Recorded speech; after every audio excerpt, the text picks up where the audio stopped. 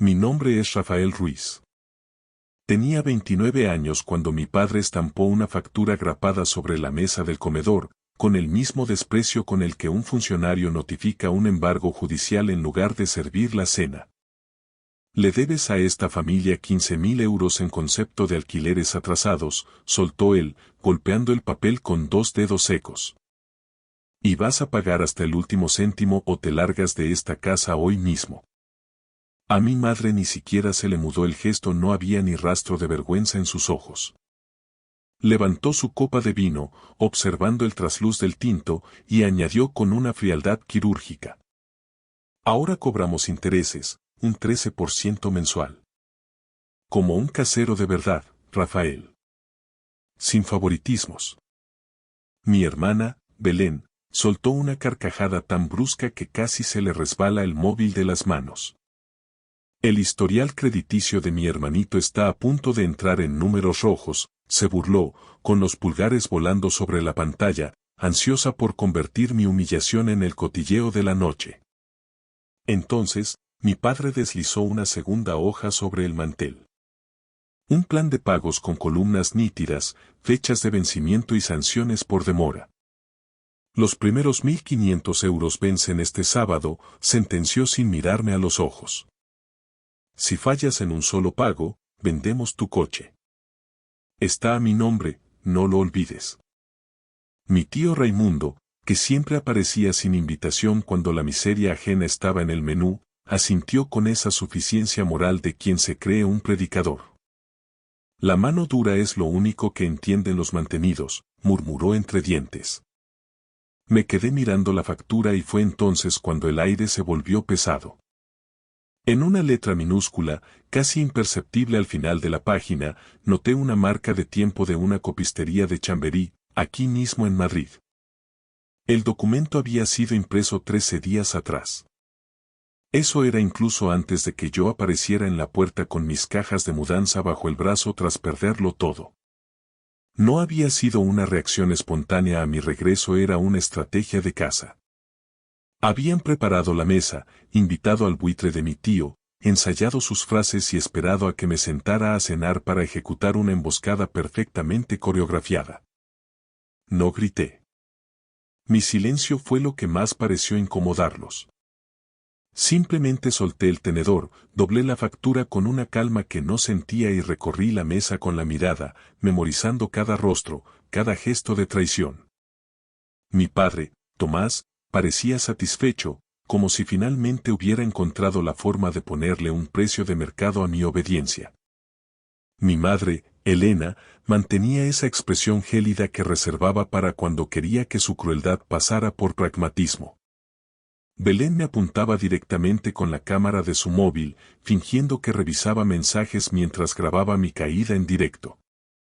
Y mi tío seguía allí, el mismo hombre que le debía dinero a medio barrio y que nunca en su vida había devuelto un favor, asintiendo como si fuera un juez de ética.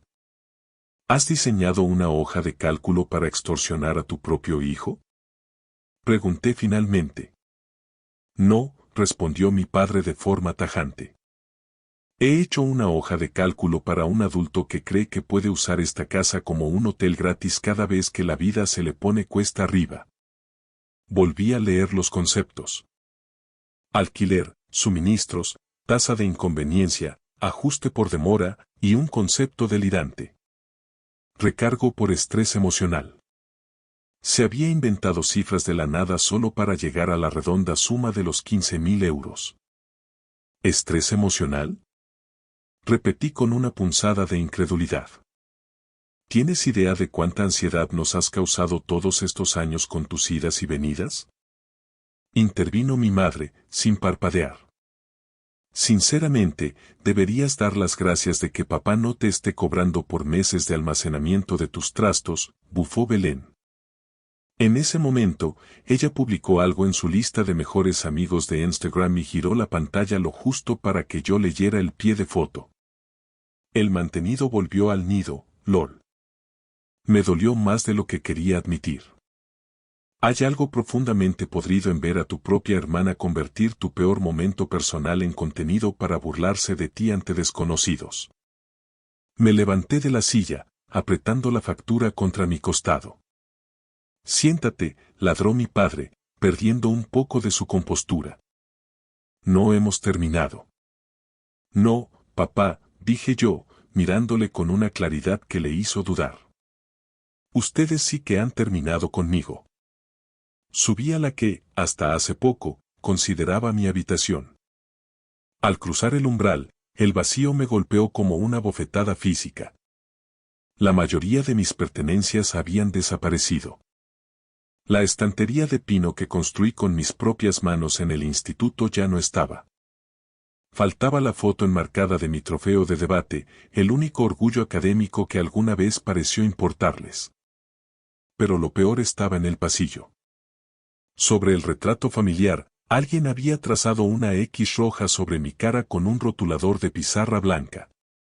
No era una marca permanente, pero sí un mensaje deliberado de exclusión. La crueldad, aunque sea temporal, deja una cicatriz imborrable. Me quedé mirando esa marca roja y un recuerdo amargo, guardado bajo llave durante 13 años, me hizo flaquear.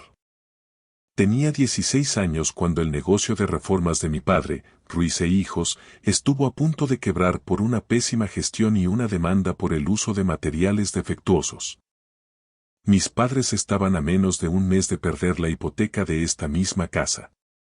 En aquel entonces, vendí mi portátil, el que necesitaba para los exámenes, y la cámara réflex por la que estuve ahorrando 2 veranos trabajando de repartidor. Mentí a mis amigos diciendo que me los habían robado en el metro para no pasar vergüenza. Recuerdo entregarle los billetes a mi madre, Elena, a escondidas en el aparcamiento de un Mercadona, para que mi padre no viera herida su hombría al saber que su hijo adolescente le estaba sacando las castañas del fuego. Años después, cuando ellos daban discursos sobre el sacrificio familiar, hablaban como si solo los padres supieran lo que es sangrar por los suyos. Jamás mencionaron al chico que renunció a su equipo para que no les cortaran la luz. Y ahora, esas mismas personas pretendían cobrarme un 13% de interés mensual como si fuera un extraño moroso de un prestamista de poca monta. Cuando bajé con mi petate al hombro, mi padre bloqueó la puerta principal con su cuerpo.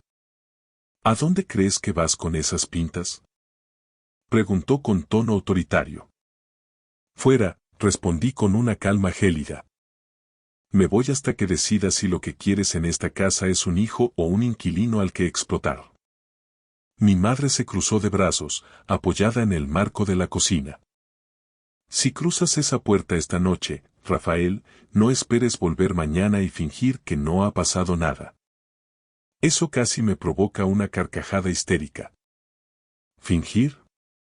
Ellos habían mandado a imprimir mi humillación con 2 semanas de antelación en una copistería. El teatro, los ensayos y el fingimiento habían sido exclusivamente suyos. Belén se apoyó en la pared, sin soltar el móvil. No seas dramático, Rafa. Todo el mundo paga alquiler al hacerse mayor. Pues empieza tú, le solté, cortando su risita de golpe. ¿Qué?, balbuceó. Ya me has oído. Enséñame tus facturas, tus pagos al IBI o tus transferencias a la cuenta común, insistí, dándole un paso hacia ella. Ella miró a mis padres buscando auxilio, y en ese pequeño destello de pánico en sus ojos, lo entendí todo. No se trataba de una lección de responsabilidad ni de justicia distributiva. Se trataba de exprimir al único que siempre cedía. Ese fue el instante exacto en que la última pizca de ternura que guardaba por mi familia abandonó mi pecho. Salí de allí sin decir una palabra más. Dormí en el coche la primera noche, oculto en el aparcamiento de un centro comercial de las afueras, sintiendo el frío de Madrid calar en los huesos. Al día siguiente, conseguí una habitación en un hotel de larga estancia cerca de Plaza de Castilla, usando puntos de fidelidad que había ahorrado para unas vacaciones que, irónicamente, nunca me tomé. Por la mañana, los bloqueé a todos.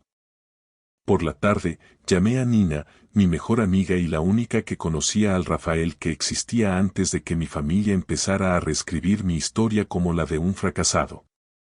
Nos vimos tras su jornada laboral en una cafetería de 24 horas cerca de la M30. Se lo conté todo. La factura, la marca de tiempo, el video de Belén. Nina, que trabaja en el departamento de compliance de un banco y está acostumbrada a oler el fraude a kilómetros, no me interrumpió. No fue un arrebato, Rafael, sentenció ella cuando terminé. Fue una escenificación planificada. Eligieron la cifra antes de que pusieras un pie en Madrid. Es una maniobra de poder premeditada. Me miró fijamente y añadió su consejo profesional. No discutas sentimientos con gente que solo respeta el poder de negociación. Empieza a auditar cada mentira que te han contado. Y así lo hice. Empecé a anotar todo en mi portátil.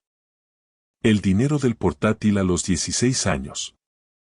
La vida de lujo y sin gastos de Belén mientras me tachaba de vago.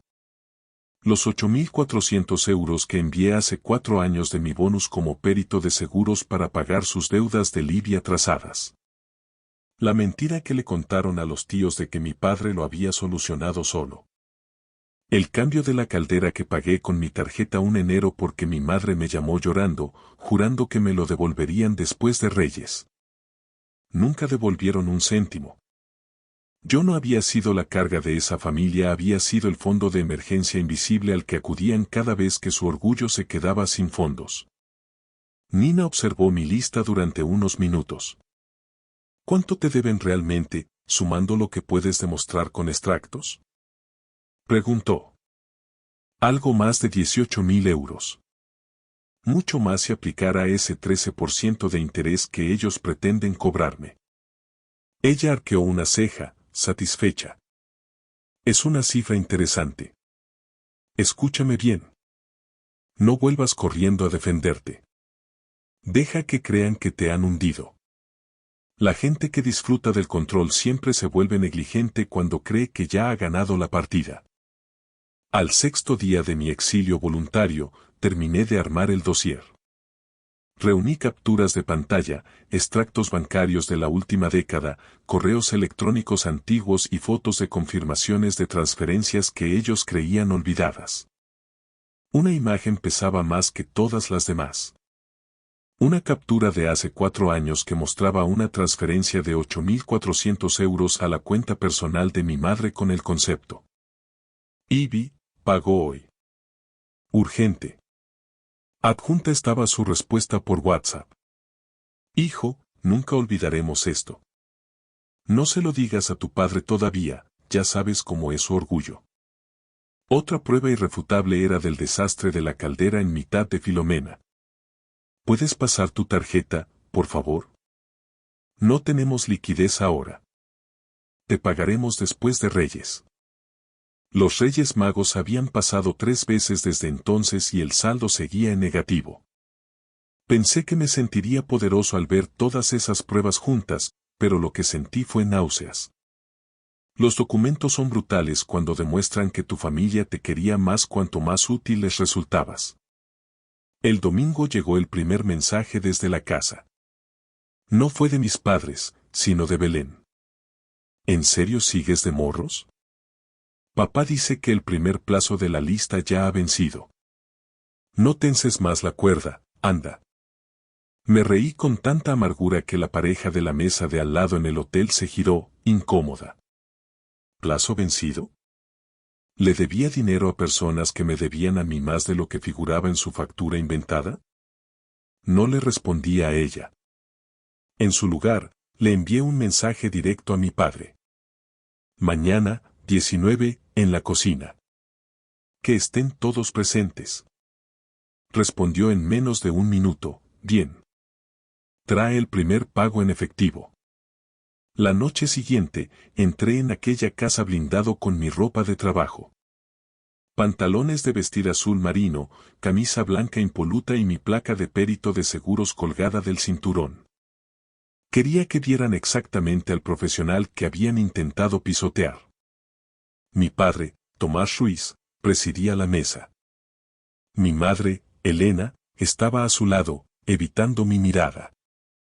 Belén se sentaba frente a mi silla vacía con esa expresión de aburrimiento impostado que pone la gente cuando cree que alguien va a entrar para pedir perdón. El tío Raimundo también estaba allí, como un buitre esperando las obras. Mi padre extendió la mano sobre el mantel, impaciente. ¿Traes el sobre?, preguntó. En su lugar, dejé caer una carpeta de anillas sobre la mesa. El golpe sonó seco, definitivo. No exactamente, papá. ¿Y esto qué es? Frunció el ceño, sin tocar la carpeta. Documentación técnica. Una auditoría, respondí. Durante los siguientes 10 minutos, el único que habló en esa habitación fui yo. Fui desplegando recibos de transferencias, capturas con sello de tiempo, fechas de cargos bancarios y facturas a mi nombre. Les mostré el pago del IBI que salvó la casa del embargo, el cargo de la caldera, 2 transferencias de emergencia para facturas de la luz que llegaron con aviso de corte, y una copia del cheque que le entregué a mi madre tras liquidar una pequeña cuenta de inversión para que no perdieran la hipoteca durante el parón de la pandemia. Finalmente, puse la última página en el centro. Mi propia hoja de cálculo, detallando cada euro que yo había inyectado en ese hogar durante 7 años. Total acumulado a mi favor. 18.240 euros, sentencié. Más del 20% de lo que vuestra factura reclama. Elena palideció al ver el recibo del IBI. Tomás intentó recurrir a la ira antes de pasar a la negación absoluta. Esto es un ataque manipulador, Rafael, escupió con desprecio. No, le corté. Lo manipulador fue ir a una copistería de Chamberí a imprimir una deuda falsa antes de que yo pusiera un pie en esta ciudad. Eso le desarmó por completo. Sus ojos bajaron a la esquina de su propia factura, donde la marca de tiempo de la copistería seguía allí, brillando como una confesión de culpabilidad. Belén dejó de sonreír y soltó el móvil. ¿Queréis hablar de alquileres?, pregunté, elevando ligeramente el tono. Perfecto, hablemos de números reales. Pero antes de que cobréis un solo céntimo de mi cuenta, quiero una declaración firmada. Un documento donde reconozcáis que he rescatado financieramente este hogar en repetidas ocasiones mientras se me trataba públicamente como una carga. Elena recuperó el habla con voz temblorosa. No puedes obligar a tus padres a firmar un papel así, Rafael. Es una falta de respeto. No, dije con una calma que me asustaba a mí mismo. Pero puedo obligar a la verdad a entrar en esta cocina. Deslicé 2 copias mecanografiadas por la mesa. Nina me había ayudado a redactarlas con lenguaje legal impecable. Nada dramático. Solo hechos, fechas, cantidades y el reconocimiento explícito de que vuestra reclamación de 15.000 euros carecía de base legal o acuerdo previo. Mi padre soltó una risa nerviosa que sonó forzada. ¿De verdad crees que nos vas a amedrentar con unos folios? No, respondí. Creo que he terminado de ser el único en esta familia que se traga la vergüenza en silencio para proteger vuestro orgullo. Me volví hacia Belén, que seguía muda. Tú publicaste sobre mí en tus mejores amigos, ¿verdad? Pues adelante. Haz una foto a esto y públicalo también. Sé coherente. El silencio que cayó sobre la mesa era tan denso que se podía cortar. Después de un minuto que pareció una hora, mi madre firmó primero, con la mano temblorosa. Mi padre firmó después, rápido, como si quisiera terminar cuanto antes con la humillación. Recogí los originales y me puse en pie. El tío Raimundo hizo la pregunta que ninguno se atrevía a formular. ¿Y ahora qué, sobrino? Ahora, respondí, mirándolos uno a uno, os toca aprender a vivir con lo que habéis intentado hacerme. Estaba a mitad de camino de la puerta cuando la voz de mi padre me detuvo. ¿De verdad vas a romper a la familia por unos papeles, Rafael? ¿Por un poco de dinero? Me detuve en el umbral, pero no me giré. No, papá. Me voy porque habéis confundido el tener acceso a mi vida con tener la propiedad sobre ella. Exactamente una semana después de aquella cena en la que mi padre me exigió los 15.000 euros, mi móvil estalló en mitad de la noche. Eran las 1:30 de la madrugada. Primero fueron mensajes en cascada de Belén, luego llamadas perdidas del tío Raimundo. Tus padres están en mi casa, en un ataque de ansiedad. Elena no deja de llorar. Por favor, llámalos ahora mismo. Por un segundo, el corazón me dio un vuelco pensando en una tragedia médica. Llamé a Belén de inmediato.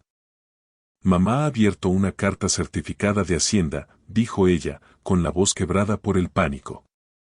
Hay un aviso de impago final, un requerimiento judicial y papá está perdiendo los papeles por completo. Dicen que si no ingresamos una cantidad astronómica mañana, la casa entra en ejecución hipotecaria acelerada. Conducir por la M30 vacía a esas horas me dio tiempo para enfriar la sangre. Cuando entré en casa de mi tío Raimundo, la escena era patética. Mi madre tenía el rímel corrido, surcando sus mejillas como cicatrices negras. Mi padre, Tomás, parecía haber envejecido 10 años en una sola semana. Estaba hundido en el sofá, con la mirada perdida. Tomé la notificación de la mesa y la leí con ojo de perito. Ejecución hipotecaria por incumplimiento de los términos del periodo de carencia. Sentí un frío glacial en el estómago al comprender la magnitud de la hipocresía. Mientras montaban todo aquel teatro mediático para darme una lección de responsabilidad, estaban ocultando un colapso financiero que ya era inevitable. E incluso con el agua al cuello, intentaron extorsionarme 15.000 euros para tapar sus propios agujeros. Necesitamos que nos ayudes, Rafael, dijo mi padre. Las palabras parecían costarle un esfuerzo físico, como si tuviera cristales en la boca. Lo miré fijamente, sin dejar que mi expresión flaqueara. ¿Te refieres al mantenido? ¿Al hijo al que pensabas desahuciar si no pagaba un alquiler inventado? Rafael, por el amor de Dios, ahora no, sollozó Elena. Tu padre cometió errores de cálculo, sobrino, intervino el tío Raimundo, adoptando un tono falsamente diplomático. Pero la familia es lo primero. Todos cometisteis errores, sentencié. Y algunos de vosotros decidisteis servirlos como entretenimiento en Instagram. Entonces mi madre soltó una frase que casi me hace soltar una carcajada por el descaro. Intentábamos presionarte con esa factura para que fueras responsable. Porque sabíamos que las cosas estaban muy mal y necesitábamos que estuvieras alerta. Ah, sí. ¿Así que me estabais extorsionando como una herramienta educativa? Pregunté. Nadie se atrevió a sostenerle la mirada al perito que tenían delante.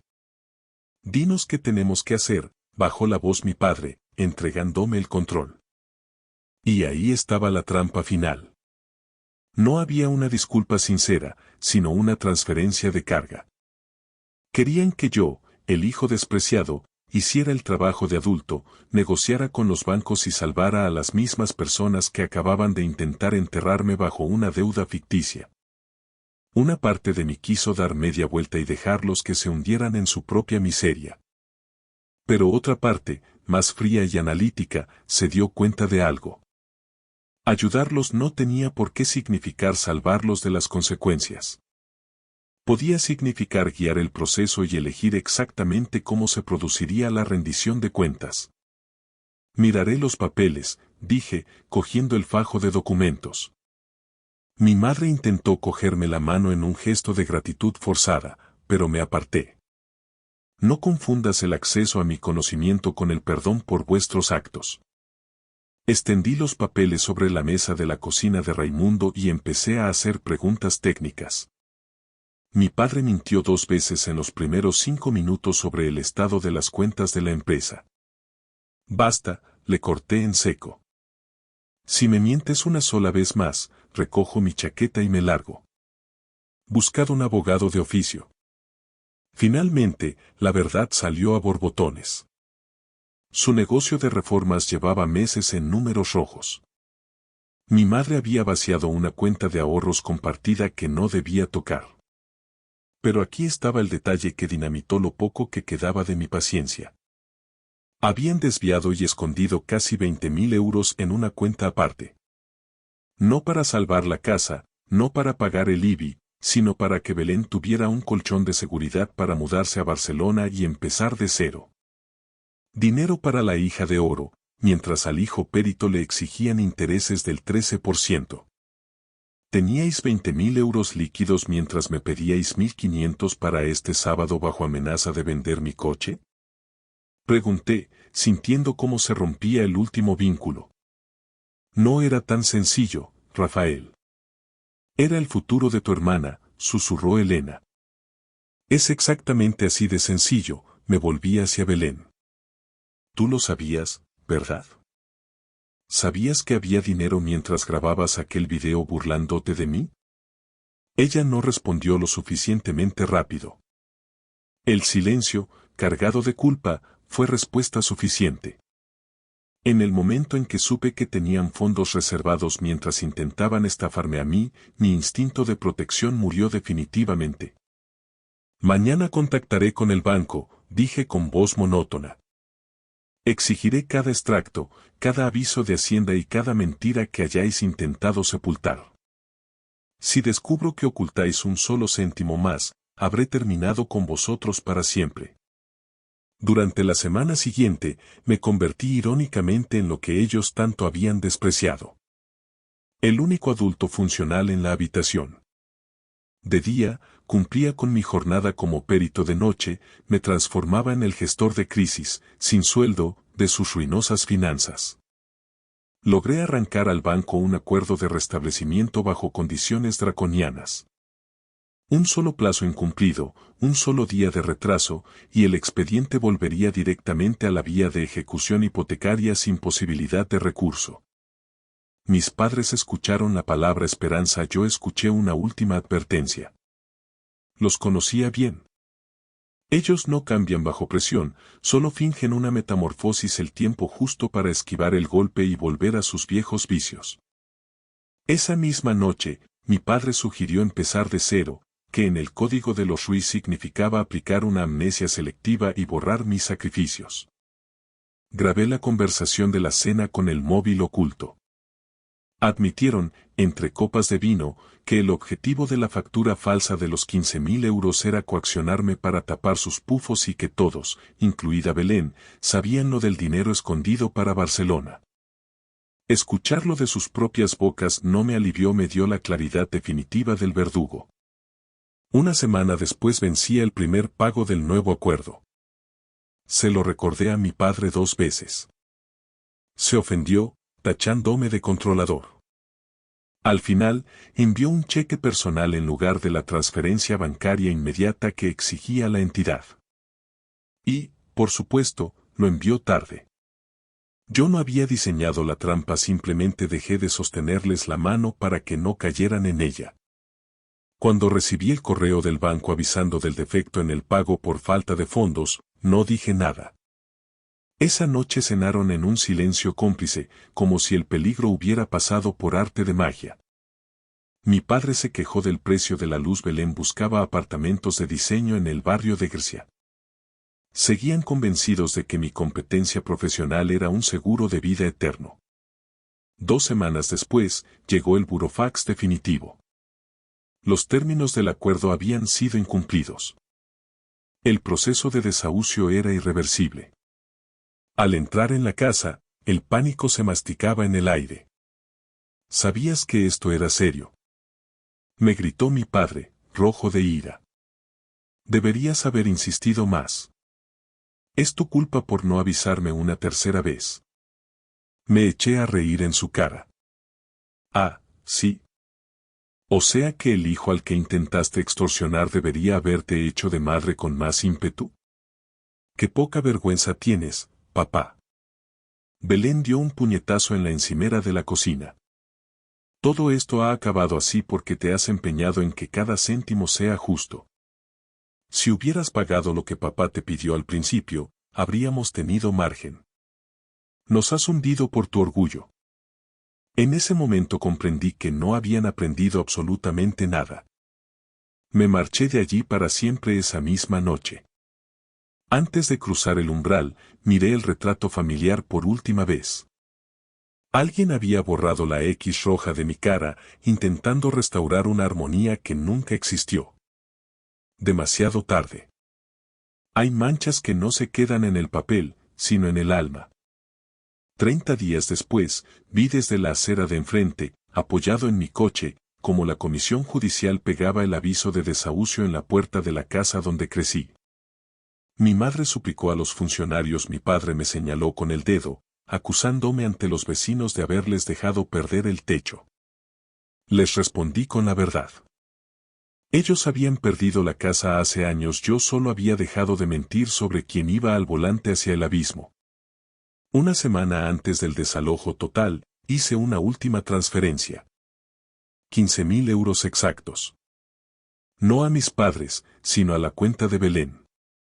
En el concepto escribí una sola palabra. Alquiler. Ella tenía una elección. Usar ese dinero para salvar la casa familiar y atarse al desastre de nuestros padres, o salvarse a sí misma y demostrar que era exactamente como ellos. Eligió Barcelona en menos de 48 horas. Firmó un contrato de alquiler en la ciudad condal y desapareció antes de que pusieran los precintos en la puerta de Madrid. Cuando mis padres se enteraron de que su hija de oro los había dejado en la calle con el dinero en el bolsillo, Elena se hundió. El tío Raimundo me llamó hecho una furia, gritando que le había tendido una trampa de moralidad a su sobrina. No, tío, le corté. Le di la misma oportunidad que ellos esperaban de mí, y ella tomó su propia decisión. Se llama responsabilidad. Mis padres intentaron difamarme, contando a todo el barrio que los había abandonado en la indigencia. No necesité grabar un video dramático, simplemente subí a un grupo privado de la comunidad de vecinos y conocidos la factura falsa de la copistería, el documento firmado donde admitían mis aportaciones pasadas y los audios de aquella cena. Comparto esto porque no voy a cargar con una narrativa falsa construida por personas que intentaron lucrarse a mi costa, escribí. La verdad tiene un peso propio. Mi padre perdió sus pocos contactos de reformas en el barrio.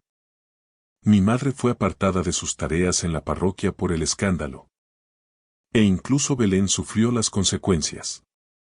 Su nuevo empleador en Barcelona vio sus publicaciones antiguas burlándose de la miseria familiar y, temiendo por la reputación de la empresa, retiró la oferta antes de que empezara.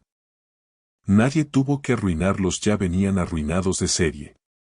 La última vez que vi a mis padres fue frente al bloque de pisos de protección oficial al que se mudaron en las afueras. Mi padre parecía un hombre pequeño, vaciado de su arrogancia. Mi madre mostraba un cansancio que ninguna crema de marca podía ocultar. Ella me preguntó, con un hilo de voz, si podíamos empezar de nuevo. ¿Querías que aprendiera lo que es la responsabilidad, mamá?, le dije, ajustándome la chaqueta de perito. Pues aquí me tienes, aplicándola con rigor. Adiós. Y me marché sin mirar atrás. A veces, la justicia más pura no nace de la rabia, sino de dar un paso a un lado y dejar que la vida le cobre a cada uno la factura que se le debe. Gracias por escuchar la historia hasta el final. Dale like y deja un comentario. Suscríbete al canal y activa la campana para no perderte la próxima historia. Les deseo todo lo mejor.